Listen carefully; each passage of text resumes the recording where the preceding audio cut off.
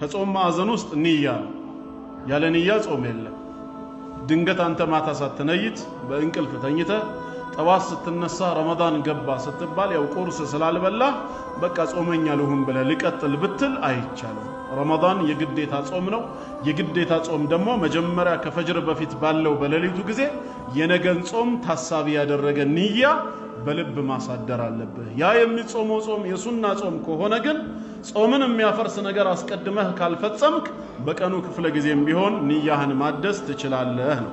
ይህን በተመለከተ ረሱል ሰለላሁ ዐለይሂ ወሰለም ምን ብለዋል? መን ለም ዩጅሚዕ ሲያመ ቀብለ አልፈጅር አው ሚን አልለይል፣ ከፈጅር በፊት ወይም በሌሊቱ ክፍለ ጊዜ የጾምን ንያ በልቡ ያላሳደረ ሰው ፈላ ሲያመ ለሁ፣ ጾም የለውም የተባለው። በቃ ተርቧል ማለት ነው፣ ተጠምቷል ማለት ነው። አጅር ያገኝ ዘንድ ንያ ግድ ነው። ስለዚህ አንደኛ ንያ መኖር አለበት። ንያው በአንድ ጊዜ ለወሩ ይበቃል ወይስ አይበቃም? በዑለማዎች መካከል ያለ ኺላፍ ነው።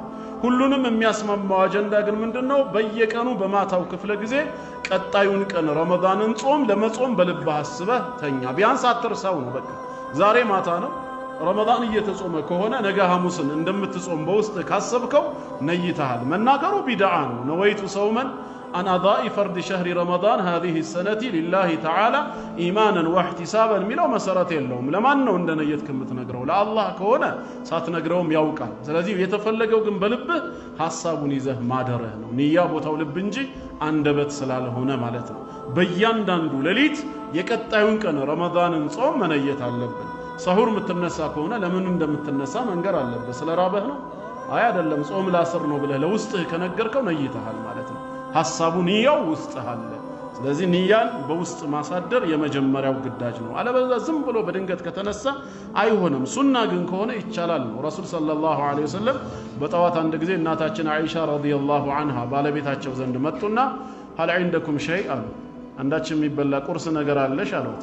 ምንም ነገር የለም በቤቴ ስትል ኢዘን አነ ሷኢም አሉ። በቃ እንደዛ ከሆነ ጾማለሁ አሉ። ከዚህ በኋላ ያለውን እስከ መግሪብ ለምን ከዛ በፊት ባለው በፈጅር መሐከል ጾምን ሊያፈርስ የሚችል ነገር አልተመገቡምና የሱና ጾም ከሆነ በዚህ መልክ ይቻላል ይላሉ። የረመዳን ጾም ከሆነ ግን በሌሊቱ ክፍል መሆኑ ግድ ነው። እሺ ከንያስ በተጨማሪ ሁለተኛው ደግሞ ምንድነው? አልኢምሳክ፣ ጾምን ከሚያበላሽ ነገር ራስን መቆጠብ። ያም ሁለተኛው መስፈርት